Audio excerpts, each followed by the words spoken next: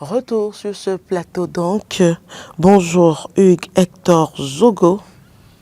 Bonjour Carole Olaye, bonjour à nos téléspectateurs et à tous les auditeurs qui nous suivent en direct sur ce plateau. Bonjour Henri Yambodé.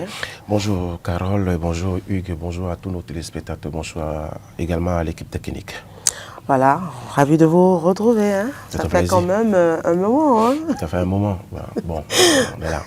On suit tout près aussi.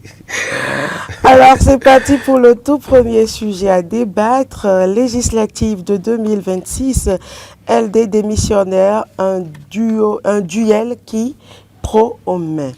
LD démissionnaire, un duel qui promet. Voilà.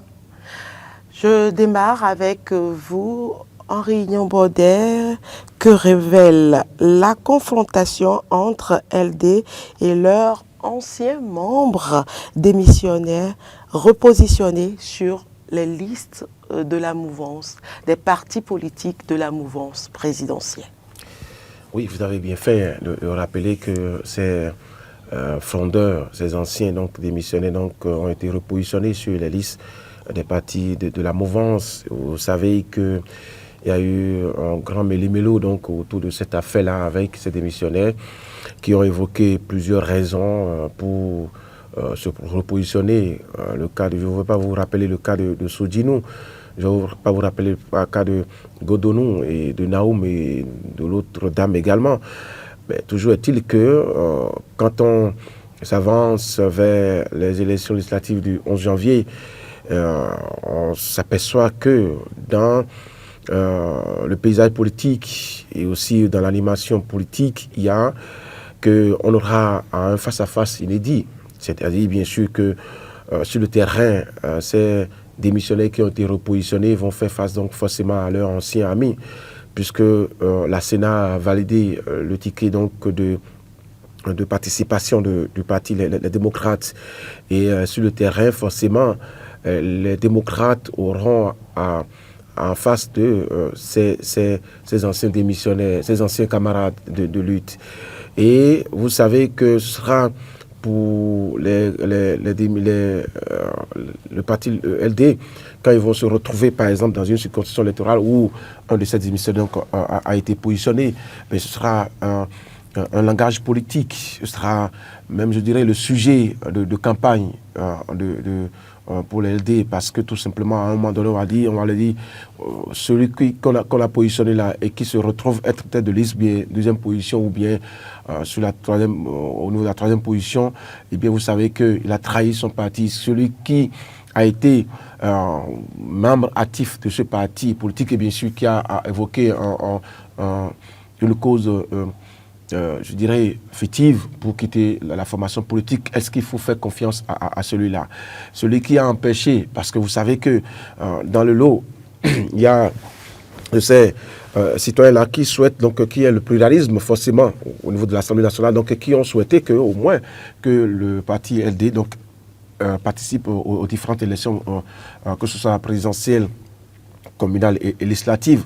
Et donc cette frange de citoyens voudra rendre ascenseur donc au parti LD, va forcément essayer dans la mesure de leur possibilité donc de sanctionner ceux-là qui excusez, qui sont démissionnaires.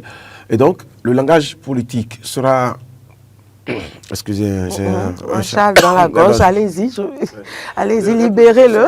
Au cœur donc, bien sûr, au cœur donc des échanges.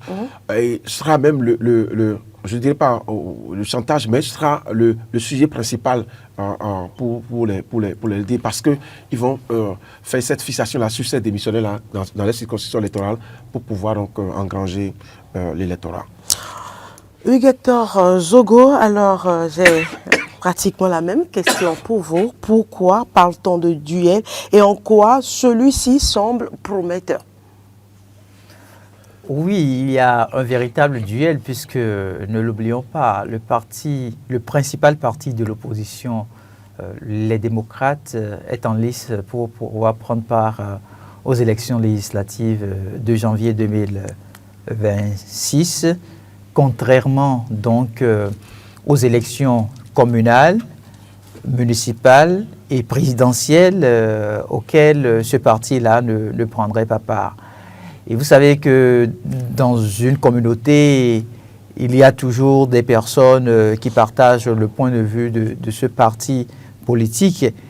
Et le fait déjà que le parti n'ait pas pu se retrouver en lice des élections présidentielles et communales, c'est déjà un choc pour certains de nos compatriotes qui, d'une manière ou d'une autre, seraient dans la dynamique de oui, dès que la Sénat homologue le dossier de leur parti politique ou de la formation politique qu'ils essayent de soutenir,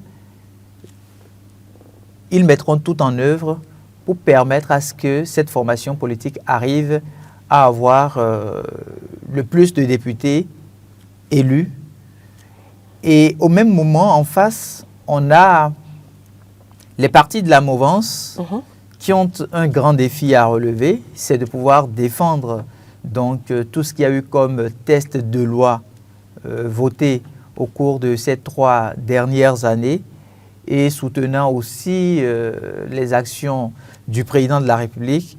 Donc, ils ont l'obligation de travailler d'une manière ou d'une autre à pouvoir gagner la confiance de l'électorat pendant cette période électorale, donc, pour que leur souhait de voir continuer les différentes réformes, que ce soit sur le plan institutionnel, que ce soit sur le plan économique et autres, que leur souhait, que ça continue de se vivre dans la conscience collective.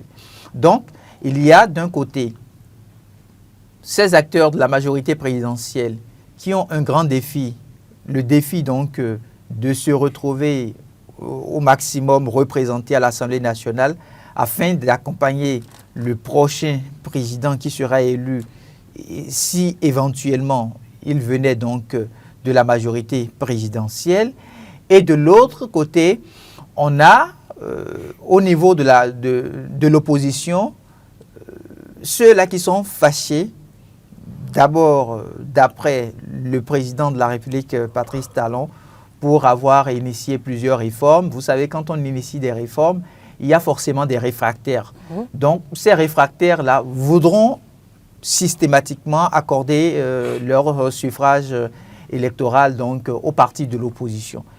Et quand on regarde le contexte, la loi électorale, telle que les choses se sont passées à la date d'aujourd'hui, on sait que le parti de l'opposition, par exemple, le principal parti de l'opposition, les démocrates, a l'obligation d'obtenir un suffrage de 20% au niveau des 24 circonscriptions électorales de notre pays avant de pouvoir espérer lever un seul siège.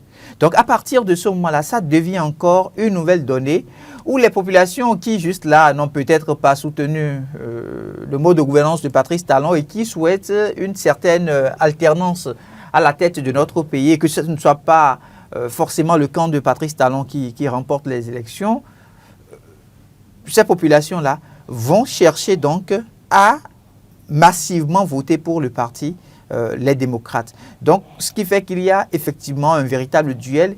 Et il y a par exemple des circonscriptions électorales très bien connues où ce duel-là va se sentir davantage. Quand vous prenez la 5e circonscription, quand vous prenez la 16e circonscription, je crois la 20e circonscription aussi, c'est des circonscriptions dans lesquelles le duel va être assez visible, même la 8e circonscription, où on sait que dès que l'ancien président Boni Yayi descend dans la ville de Parakou, c'est pour mettre en branle tout l'arsenal politique installé par la mouvance présidentielle. Donc, on se dit d'une manière ou d'une autre, ces élections législatives seront un test, non seulement pour la majorité présidentielle, de savoir si elle a effectivement une base politique qui la soutient, mais également pour l'opposition qui doit pouvoir se conforter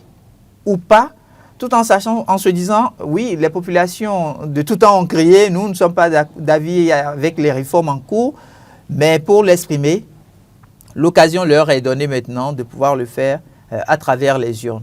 Donc on va espérer les résultats à l'issue de ce scrutin du 11 janvier prochain pour savoir si effectivement c'est la mouvance qui a raison ou si c'est l'opposition qui est parvenue donc à tirer son épingle du jeu. Alors, Henri Yambaudet, en quoi ce duel peut-il influencer l'équilibre politique des législatives de 2026? Non, l'équilibre politique, c'est autre chose, carrément.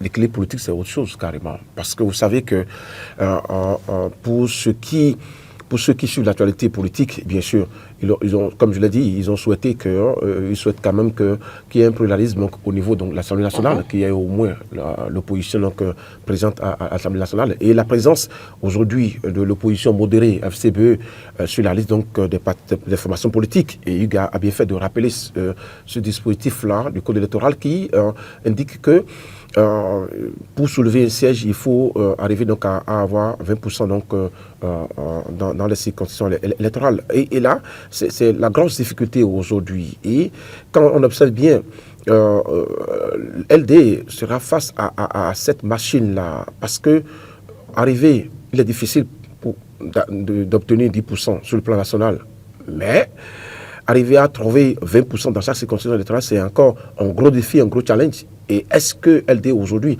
face à cette machine électorale, quand vous prenez UP, qui a laissé donc une liste avec des expérimentés dans les circonscriptions électorales. Quand vous prenez BR également avec ce positionnement, et quand vous prenez également Moël Bénin, c'est vrai qu'au beau milieu, il y a Moël Bénin, il y a FCBE, eh bien, LD aujourd'hui aura faute à faire avec, bien sûr, son électorat, qui, entre-temps, a été déjà imité avec les événements et les crises internes et fragilisé également par les dissensions internes. Et donc, l'équilibre politique, c'est bien sûr qu'on ait au moins à l'Assemblée nationale une voix, l'opposition et de la mouvance. Mais également, ça peut influencer peut-être à un niveau donné, parce que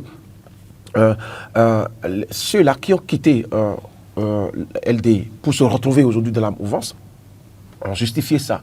Mais est-ce que ces arguments évoqués ont peut-être eu de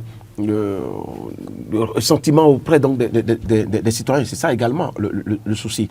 Et donc, forcément, oui, ça peut influencer la démarche des citoyens à aller voter pour tel parti ou tel parti politique, mais de toute façon, vous verrez que ceux qui sont des citoyens qui ont envie de voir autre chose à l'Assemblée nationale vont peut-être chercher à sanctionner les listes dont ces frondeurs-là sont en tête de liste, peut-être, pour lui dire, écoutez, ce que vous avez fait, c'est pas bon. Encore qu'aujourd'hui, dans la réforme institutionnelle qui a été opérée au niveau de la Constitution, il a décrié cette transhumance politique. Et vous voyez, et donc les citoyens peuvent dire, attention, donc vous là, ce que vous avez fait, c'est mauvais.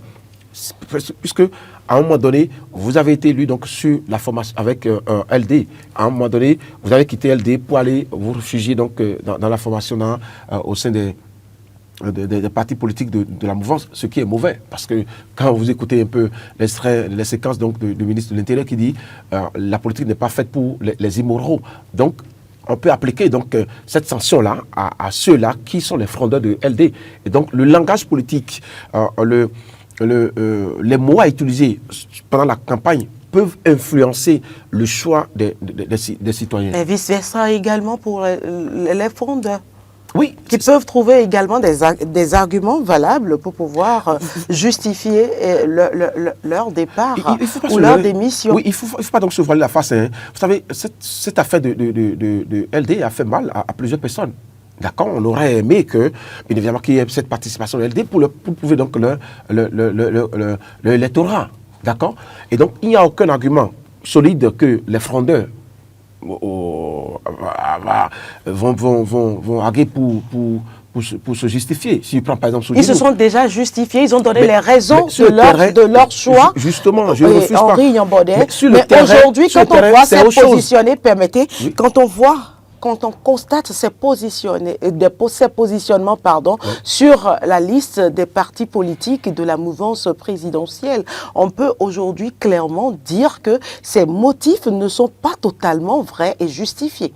Voilà, c'est ce que je dis. Donc, du coup, ils n'auront pas un argument solide pour encore se justifier, parce que tout va se jouer sur le terrain. Le terrain politique, c'est autre chose. On est dans un champ politique où, aujourd'hui, les gens vont vous regarder pour dire, ce que vous avez fait hier, si par exemple, on vous accorde encore, voilà un langage que les gens peuvent, si on vous accorde notre voix, c'est que demain, vous allez encore quitter ces formations politiques-là, parce que vous allez dire que vous voulez encore remplir, vous n'êtes pas à l'aise dans votre formation politique. Et donc, il y a ces langages-là, il y a ces mots-là qui leur seront lancés pour leur prouver que, en réalité, ce qu'ils ont fait n'est pas bon. Et c'est peut-être LD qui prendra, bien sûr, comment dire, de la hauteur par rapport à certaines choses. Mais là, ça ne les avantage pas. Hugues-Hector Zogo, qu'est-ce qui pourrait justifier le positionnement de ces démissionnaires à la tête des partis politiques de la mouvance présidentielle? À la tête vous voulez parler du sur les positionnement listes? sur les listes? Oui, tout à fait. Écoutez, nous sommes dans un environnement politique, et puis quand vous étudiez un peu ce qui a pu se passer juste là, vous vous rendez compte qu'on était dans un contexte de rapport de force. Rapport de force parce que il y a des antécédents sur lesquels il faut quand même ne pas fermer les yeux. Tout ce que le Parti Les Démocrates a pu connaître au cours des dernières élections avant qu'on ne se retrouve en 2025, chaque compatriote béninois peut quand même se permettre de faire le point. Vous avez entendu clairement un député qui dit qu'elle n'a pas l'intention de ne faire qu'un seul mandat, par exemple. Et donc, quand vous entendez de pareilles choses, vous comprenez que ce qui, à un moment donné, aura primé... C'est l'intérêt personnel. C'est le positionnement personnel. C'est le positionnement personnel. Et on ne peut pas le leur interdire. Dans la mesure où, aujourd'hui, malheureusement, on n'a pas encore cette conscience citoyenne qui nous permet de nous arrêter et de dire oui, nous allons à la politique parce que nous portons des idées. Malheureusement, hein, depuis 1990, où on a assez parlé de la démocratie dans notre pays, en dehors de la première législature installée à l'Assemblée nationale, dès la deuxième ou voire la troisième législature, c'était pratiquement un foutou. Où des personnes qui n'auraient pas pu valablement représenter le peuple se sont retrouvés à l'Assemblée nationale parce qu'ils détenaient ce qu'on appelle simplement le pouvoir financier. Je vous donne un exemple simple. Hein. Regardez, quand le Parti Les Démocrates a ouvert sa liste pour permettre à ce que les compatriotes puissent s'inscrire pour le titre de ce qu'on pourrait appeler ce mini-test en interne avant d'aller donc à l'étape décisive et savoir ce ou celui qui représenterait le parti valablement au niveau des élections présidentielles. Vous aviez vu qu'il y a eu des cadres. Je prends ne serait-ce que le cas du docteur Valentin Agon, panafricaniste hors pair, un scientifique reconnu à l'international, un innovateur, quelqu'un qui, déjà avant même l'élection de Patrice Talon en 2016, a publié un ouvrage intitulé « La rupture ». Et à partir de cet ouvrage-là, a fait ressortir les limites de notre État, ou du moins les limites des États africains, et a pu faire des propositions conséquentes. Ça, c'est l'acteur scientifique, d'accord? Quand il se retrouve près d'une dizaine après la publication de cet ouvrage, La rupture, pour dire maintenant, je pense quand même que sur le plan diplomatique, j'ai derrière moi des acteurs susceptibles de m'accompagner pour briguer le poste de la magistrature suprême. On a entendu beaucoup de choses se dire. Beaucoup de personnes se sont dit, mais lui, on ne le connaissait pas en politique. De quoi veut-il nous parler en politique? Tout comme si la politique, c'était l'apanage de ces personnes immorales, de ces personnes qui ne portent pas des valeurs, de ces personnes qui n'ont pas des idées à vendre à leur communauté. Et donc, systématiquement, on ne s'est pas intéressé à ce genre de candidature au niveau du Parti Les Démocrates. Parce qu'on se dit, dès qu'on va le positionner, la base ne serait pas d'accord. Alors qu'en réalité, celui qui doit être élu doit pouvoir porter des idées. Et c'est à partir de ces idées que nous allons les lire.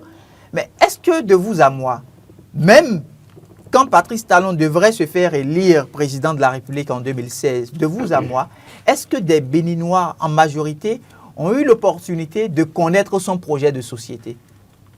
Ne soyez pas surpris que je vous dise, même à l'instant où on est en train de parler, où il est en train de finir pratiquement son deuxième mandat constitutionnel, le tout dernier donc à la tête de notre État, que des personnes farouches qui l'ont soutenu, qui ont soutenu mordicus ces réformes depuis 2016 à aujourd'hui, n'ont pas eu la chance de parcourir une seule page de son projet de société.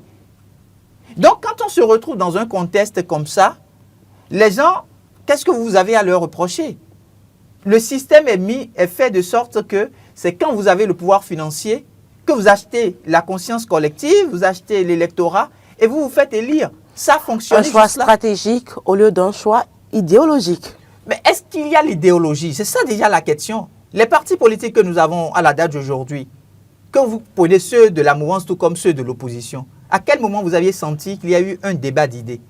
À quel moment vous avez vu au cœur de nos partis politiques des cadres prendre la parole sur des questions d'intérêt national? Quand quelqu'un prend la parole, tout de suite, ce qui prime, c'est lui là, il tient ces mots-là parce que quelqu'un est derrière. Allez me chercher la personne qui est derrière et qui le pousse à tenir ce langage. Donc, quand on se retrouve dans un environnement comme ça, on ne peut pas pratiquement à la fin revenir dire oui, les personnes n'ont pas été fidèles à leur parti politique et tout ce qui va avec. C'est Au niveau de nos partis politiques, est-ce que vous avez ce qu'on appelle l'école politique? Est-ce que vous avez l'école du parti politique? Même si cette école-là existe, les nouveaux tests l'exigent désormais. Quelques partis politiques, voilà, des directeurs d'école. Le simple fait d'avoir ou c'est des titres ronflants. Le simple fait d'avoir des directeurs d'école ne nous permet pas de dire systématiquement qu'il y a l'école du parti qui s'anime. Je vous ai donné l'exemple, ne serait-ce que des sujets d'intérêt national. Quand vous prenez l'Union progressiste, le Renouveau, quand vous prenez le Bloc républicain, ne serait-ce que les deux grandes formations politiques soutenant la mouvance présidentielle, de vous à moi, sur quel sujet d'intérêt national ce parti-là a pu faire une réflexion, a pu mener par exemple une journée pour dire oui, nous là on est en train d'organiser un mini-colloque, un atelier sur telle thématique et voici notre position claire. Il ne suffit pas de sortir du jour au lendemain des communiqués signés soit par le président du parti ou le secrétaire général du parti pour penser un instant qu'on est en train d'animer un parti politique. Alors, une dernière question par rapport au sujet.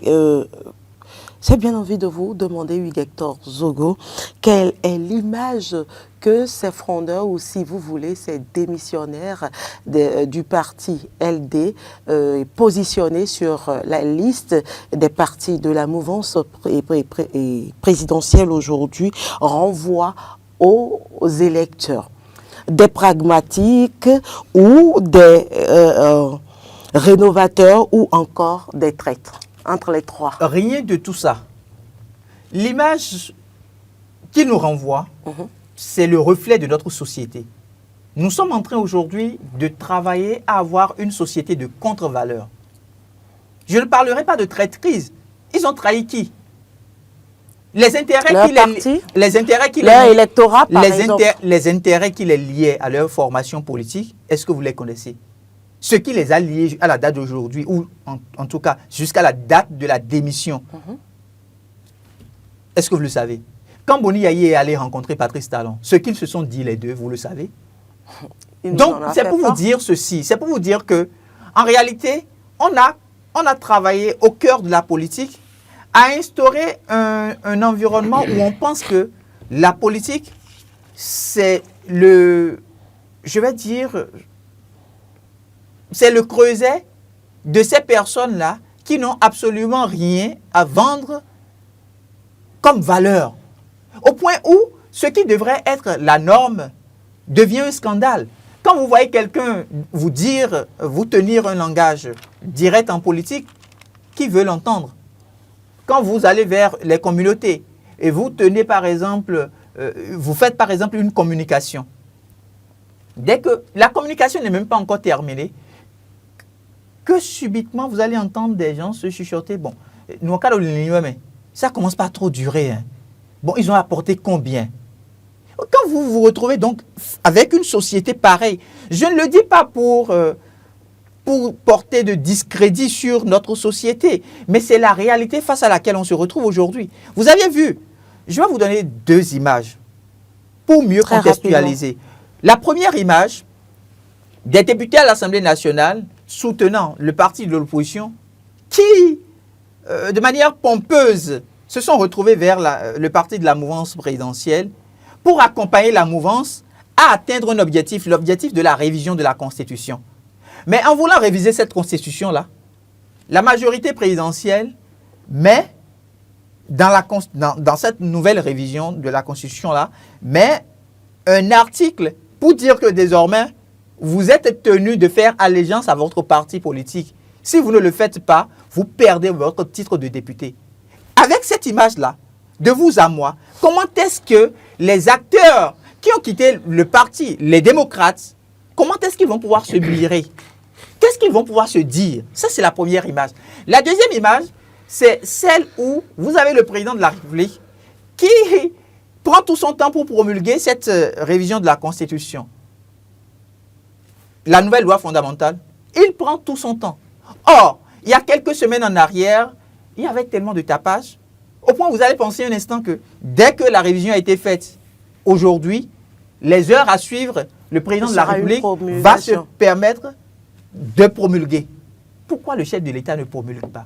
Il ne promulgue pas parce qu'il a compris lui-même qu'il y a eu des préalables qui n'ont pas été respectés par sa majorité présidentielle. Et donc, aujourd'hui, ils sont en train de faire le tour de tout le pays pour faire ce qu'ils auraient pu faire en amont. Ça, c'est qui? Vous pensez que c'est le président Patrice Talon? Ce n'est pas lui. Il leur dit simplement, vous, en tant que député, vous deviez certes voter des lois, mais pour voter des lois, vous connaissez le contexte. Vous savez ce que vous deviez faire. Si vous ne le faites pas, ce n'est pas un problème. Alors, vous m'aidez à atteindre mes objectifs, mais moi, je vous mettrai devant le peuple pour que vous puissiez, à un moment donné, aller vous mirer. Vous pensez qu'ils sont heureux de faire le tour du pays actuellement? Moi, je ne pense pas. C'est contre leur volonté qu'ils sont en train de le faire. Donc, nous n'avons aucune preuve de ça. Non, écoutez, nous sommes dans un contexte où il faut quand même... C'est des analyses. C'est des analyses. C'est vos points de vue, mais nous n'avons aucune preuve, on ne peut pas... C'est des choses qui sont assez pertinentes. De vous à moi, est-ce que vous avez été fiers de la manière dont l'on a révisé votre loi fondamentale? Nous n'allons plus revenir sur ce sujet. C'est l'identité du peuple béninois. Donc, c'est pour vous dire que les acteurs politiques, que ce soit de la mouvance ou tout comme de l'opposition, à la date d'aujourd'hui, vous en avez très peu qui portent des valeurs. Très peu qui portent des valeurs. Et les quelques acteurs politiques qui portent des valeurs, malheureusement, ne sont pas encouragés par la masse. Donc, ce que vous voyez aujourd'hui, ce n'est que le reflet de notre société. C'est notre société qui leur exige de leur donner de l'argent juste à la fin d'un meeting. Quand ils vont se retrouver élus, qu'est-ce qu'ils feront? Les sous qu'ils ont dépensés pour les meetings là, ils vont chercher à les récupérer. Et donc, voilà la cause, par exemple, des questions de mauvaise gouvernance, de corruption et tout ce que vous connaissez. Le moment viendra où on aura un peuple mature sur le plan civique, sur le plan citoyen. Aujourd'hui, quelle est la forme d'éducation civique que nous apportons à nos populations? L'État a l'obligation, c'est la loi fondamentale qui le dit, d'assurer l'éducation civique de ses compatriotes. Mais est-ce que nous avons suffisamment de moyens aujourd'hui pour le faire? Pour assurer l'éducation civique aujourd'hui, il faut inéluctablement que ça se fasse dans toutes les langues. Combien de... Ça se fait plus ou moins déjà dans la langue officielle qu'est le français. Dans la langue officielle, oui. Mais avec les réformes, peut-être prendront en compte ces propositions. Ce n'est même pas une question des 10 prochaines années. En fait, on a besoin de nouveaux types de citoyens. Et si on doit obtenir ce genre de citoyens, il faut que chaque famille commence l'éducation citoyenne à la base. Parce que ce sont les enfants d'aujourd'hui qui deviendront les meilleurs citoyens de demain. Mais est-ce que nous avons le temps matériel au cœur de nos familles aujourd'hui pour discuter encore de ces questions-là? Voilà des questions qui vont revenir et qui feront objet d'autres débats. Nous allons poursuivre sur ce plateau avec le second sujet politique toujours.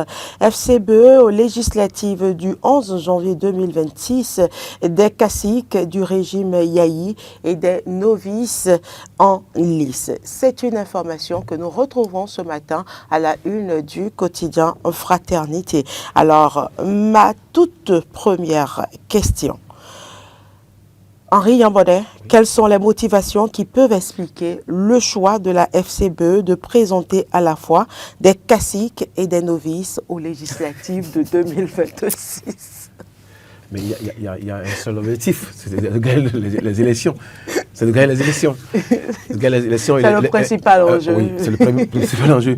Et les caciques dont nous parlons ici aujourd'hui, c'est anciens ministres, députés et DG qui avaient servi donc sous Yahi, d'accord, quand Yahi était au pouvoir.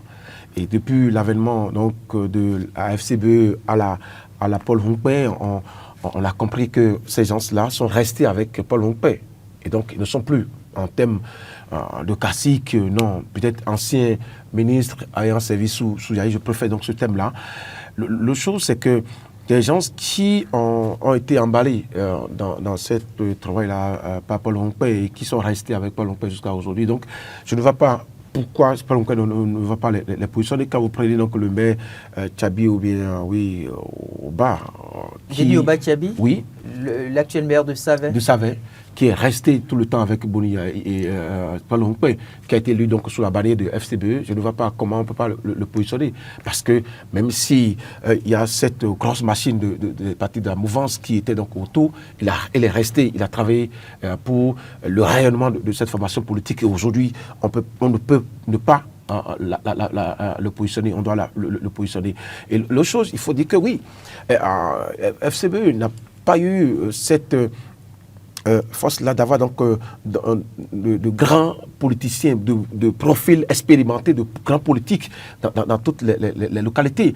Donc ceux-là sont d'office des gens qui doivent conduire la locomotive pour que les jeunes-là, qu'on appelle novices aujourd'hui, que ces jeunes-là suivent. N'oublions pas que FCB a fait accord de coalition avec UPR et BR, également avec Mouel Bénin. Et donc forcément, il y a ces têtes-là, ces anciens-là, qui sont des profils, on peut dire, sont des traditionnels, qui sont des politiques, qui ont une petite expérience en politique, et bien sûr, de conduire la locomotive. Et dans leur localité, ils sont des gens qui sont reconnus. Ce pas des gens qui ne sont pas reconnus. Quand vous prenez donc l'ancien DG, qui a eu au fort moment de la FCBE, au temps de Boni Yahi, a fait son temps. Quand vous prenez Gaba Yaya, qui est reconnu, qui a également une assise dans son bastion, forcément, ces gens-là, on doit les positionner pour quand même arriver à drainer le monde, pour que FCBE se retrouve donc à l'Assemblée nationale, arrive à... Donc vous voulez dire que c'est une stratégie de rénovation? C'est une stratégie politique qui forcément va conduire à rafler des sièges, forcément. Ou c'est pour pallier au manque de ressources humaines? Non. C'est vrai que FCBE n'a pas assez de ressources humaines comme les autres formations politiques, je le dis comme ça. Mais laisser ces ténors-là, ces traditionnels profils, ces politiques-là, qui connaissent un peu le rouage, c'est se tirer donc une balle dans les pieds. Si vous en avez assez suffisamment comme UP, le renouveau, comme BR, vous pouvez donc laisser de côté, laisser des gens en rade et positionner donc rien que de nouveau. Mais aujourd'hui, avec ce que nous voyons, il faut quand même que FCBE se repositionne. Et ce repositionnement-là passe par le positionnement, bien sûr, de ces anciens caciques-là dont on parle aujourd'hui. Et forcément, vous savez, c'est comme l'histoire de la RB. Quand les Sogolo étaient au pouvoir avec la RB, vous savez ce que ça... Les vieux votaient donc RB sans savoir qui est derrière RB. C'est également, dans certaines régions également, il y a encore cette mentalité-là, toutes mes excuses que j'utilise ce thème-là, qui fait que les gens, quand dans la FCBE, on colle cette formation politique à quelqu'un, donc forcément un leader de la localité. Et donc, ces gens qui sont de la localité, on ne peut pas ne pas les positionner si on veut vraiment rafler la... Alors, Hugues-Hector Zogo, la présence des cadres historiques du régime de Yahi Boni constitue-t-elle un atout électoral pour le parti FCBE ou en quoi, si oui? Ben, je ne saurais le dire parce que je ne suis pas membre de la formation Foscori.bene. En tant qu'analyste politique, je ne connais pas les relations qui lient ces différentes personnalités avec leur formation politique, parce que les acteurs politiques se retrouvent malheureusement assez versatiles. Quel est le jeu que ceux-là qui ont été positionnés sur la liste Foscori.bene émergent veulent jouer? Je ne maîtrise absolument rien. Mais ce que je peux quand même me permettre de dire, c'est que nous avons aujourd'hui, en tout cas la date d'aujourd'hui, nous avons 2 leaders politiques derrière qui, malheureusement ou heureusement, tous s'alignent. Les 2 leaders ont pour nom le président Patrice Talon et puis l'ancien président de la République du Bénin, le docteur Thomas Boni Yahi. La question dont on a semblé évider le contenu tout à l'heure revient. La question de l'idéologie. Quelle est l'idéologie du parti Foscori.bene émergent? Quel est l'historique de ce parti politique? Et donc, tant qu'on n'arrivera pas à cet idéal souhaité, ce dont vous parlez. Vous avez vu Henri tout à l'heure en prenant la parole à parler de profils traditionnels. C'est pas possible. C'est pas possible qu'on entende de ces choses-là au cœur d'une formation politique. Parce que tous les militants qui se retrouvent au cœur d'une formation politique sont là pour vivre l'expérience politique. Vous avez eu le cas du Sénégal, où quand Ousmane Sonko ne pourrait pas compétir, vous avez vu le résultat la seconde d'après. Et ça a permis à ce que le parti ait pu remporter les élections présidentielles. Si le parti, la vie du parti était basée sur l'individu Ousmane Sonko, ils auraient perdu. Ils n'auraient même pas eu le temps de réfléchir pour dire, bon, on peut aller avec l'option Diomaye Faye. Et donc, ce qui se vit aujourd'hui, en tout cas au niveau de nos États africains, de la région de l'Afrique de l'Ouest, nous réconforte pour dire que les peuples n'ont pas encore acquis cette maturité susceptible de dire ils votent pour des personnes qu'ils souhaitent effectivement occuper des postes de responsabilité politique. Pour le moment, les partis politiques se résument à quelques personnes qui portent effectivement un idéal, une conviction, un rêve pour leur pays, se battent contre vents et marées. Et il y a la masse, au cœur de ces mêmes formations politiques-là, qui ne se retrouvent pas du tout à partager les questions idéologiques, mais qui détiennent ce qu'on appelle les cartes politiques. C'est-à-dire, c'est des gens qui maîtrisent les rouages politiques, les jeux de couloir. C'est des gens qui sont assez forts dans le rapportage. Allez voir peut-être le leader politique, lui mentir sur le dos de l'autre, juste pour se faire une place. Donc voilà ce qu'on a vécu juste là. Et quand vous regardez 6 anciens députés, ministres et DG positionnés aujourd'hui par la formation Foscori.bene émergent, FCBE, on peut dire la même chose. Quand le président Patrice Talon a été élu, la plupart de ceux-là qui ont travaillé avec lui se sont retrouvés asservis sous le régime de l'ancien président, le docteur Thomas Boni Yahi. Mais on ne peut pas l'interdire, parce que c'est des citoyens du pays. Donc ce n'est pas parce qu'ils ont servi à un moment donné l'ancien président Boni Yahi et qu'ils se retrouvent aujourd'hui sous la bannière de Foscori.bene Point Bénin Émergent, une formation de l'opposition modérée, que systématiquement, on va penser un instant qu'ils sont des caciques. Alors, ces figures sont-elles susceptibles de renforcer ou de fragiliser l'image du parti auprès de l'opinion publique? Non, pourquoi ces figures-là vont fragiliser? Je ne pense pas que ce soit des figures susceptibles de fragiliser l'image du parti. L'image d'un parti, c'est tout un ensemble. C'est tout un ensemble. C'est déjà à partir des valeurs que vous développez. C'est à partir des valeurs que vous développez qu'on identifie qui vous êtes. Qu'est-ce que le parti FCBE défend aujourd'hui comme idéal commun? Pourquoi on est souvent peiné de citer le parti Foscori Point Bénin Émergent au titre des partis de l'opposition? Est-ce que c'est moi qui ai travaillé à ça? C'est le parti même. Donc, ce que le parti renvoie comme image, les populations sont là et pourront apprécier. Donc, ce n'est pas parce qu'aujourd'hui, on a positionné 6 anciens députés, ministres, DG ayant travaillé sous Boni Yayi, ancien président de la République, qu'on va penser systématiquement que ce sont ces 6 personnalités-là qui vont fragiliser l'image du parti. Bien au contraire. Ces 6 personnalités ont un électorat, comme il a dit. Et donc, leur électorat sera aujourd'hui profitable au parti, à la formation. Maintenant, l'étiquette que l'on colle à la formation politique, c'est sans aucun doute au regard des comportements de ces premiers leaders politiques. Alors, une dernière question, Henri Yambaudet. Quel impact ce choix peut-il avoir sur la cohésion au sein du parti FCBE? Non, écoutez, si vous avez envie donc d'avoir une formation politique où l'harmonie règne, où il n'y a pas de coups bas, il faut déjà préparer le terrain.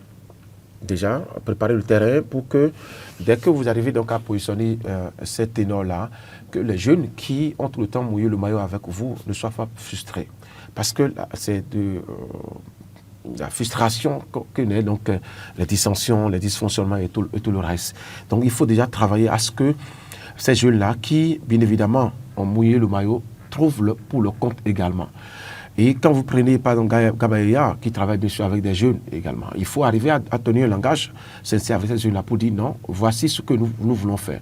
Puisque le parti entend se repositionner, nous voulons donc mener la bataille, le combat ce matin, oui, pour les législatives bien sûr à venir, pour que demain vous ayez donc la main libre donc, de faire tourner donc, le parti. Voilà un peu ce que on peut tenir comme langage pour qu'il n'y ait pas de dysfonctionnement.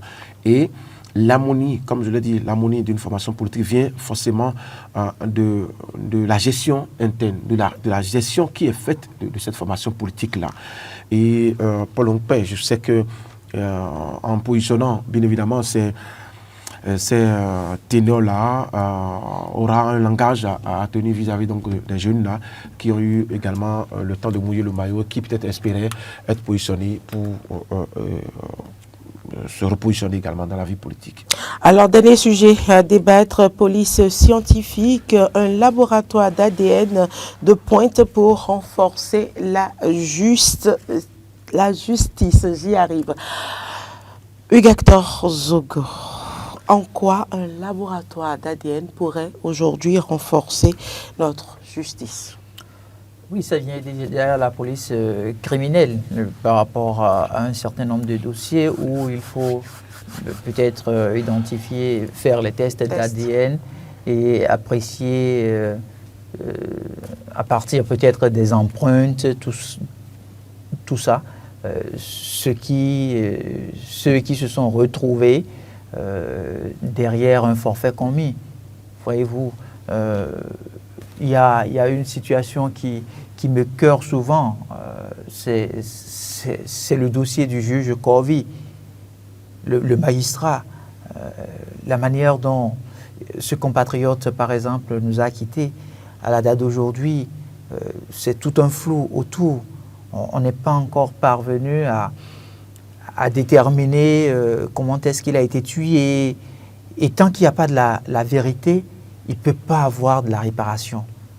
voyez-vous, quand il n'y a pas, souvent pour les communautés ou pour les peuples qui ont connu ce qu'on appelle la guerre et qu'on ne souhaite jamais pour notre pays, il y a le processus de réconciliation. Et avant le processus de réconciliation, il faut forcément la vérité. Donc, ce qui fait que tout le monde se réunit autour d'une même table, on discute, même s'il faut se faire mal, on se fait mal à travers les mots, mais on finit toujours par se dire, bon là maintenant je suis soulagé parce que j'ai pu dire ce que je pense. Et donc c'est la même chose. Quand on a des cas criminels du genre qui au cœur d'une république ne sont pas élucidés, où la famille n'a pas réussi à pouvoir se dire, oui voici ce qui s'est passé effectivement. Et à partir de ce qui s'est passé, on demande réparation. On demande que vous puissiez faire votre deuil. Parce qu'il y a plusieurs cas, hein.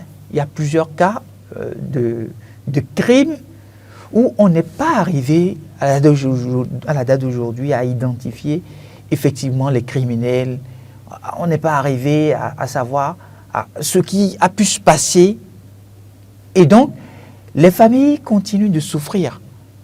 Les familles de ces personnes-là continuent de souffrir.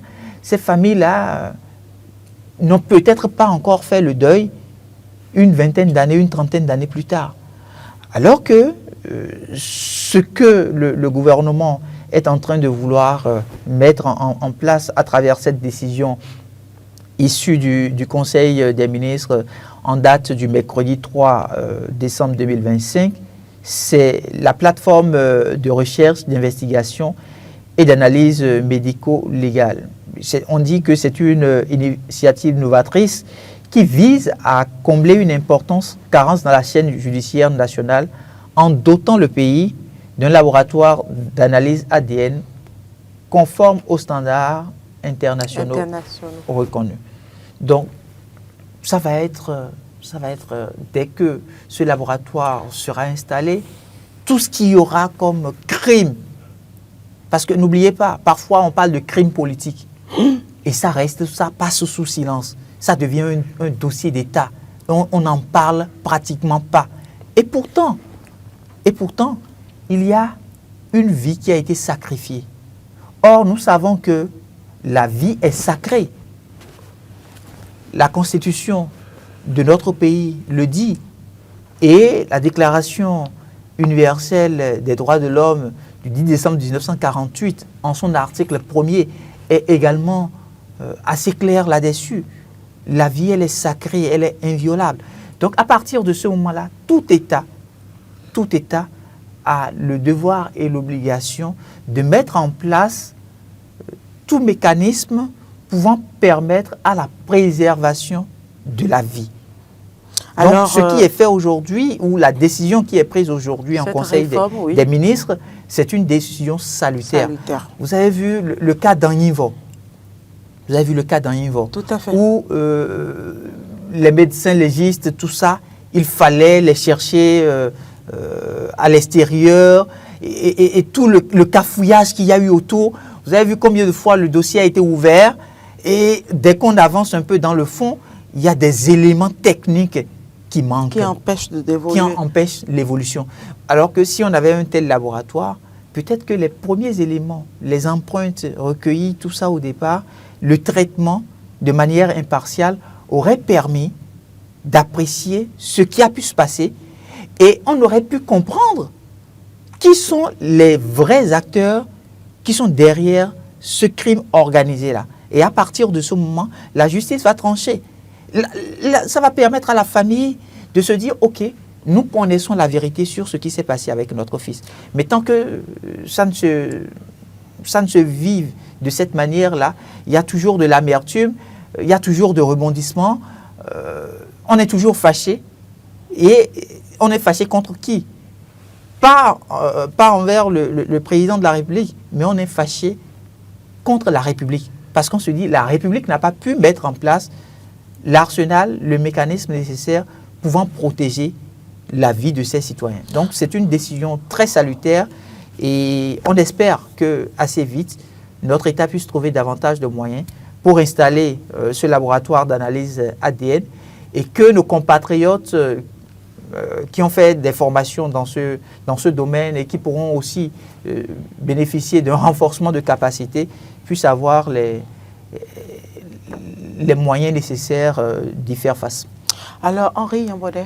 Oui, écoutez, quand il y a une réforme, la première question qu'on se pose, c'est de savoir quel est le gain pour les citoyens, pour notre pays, le Bénin.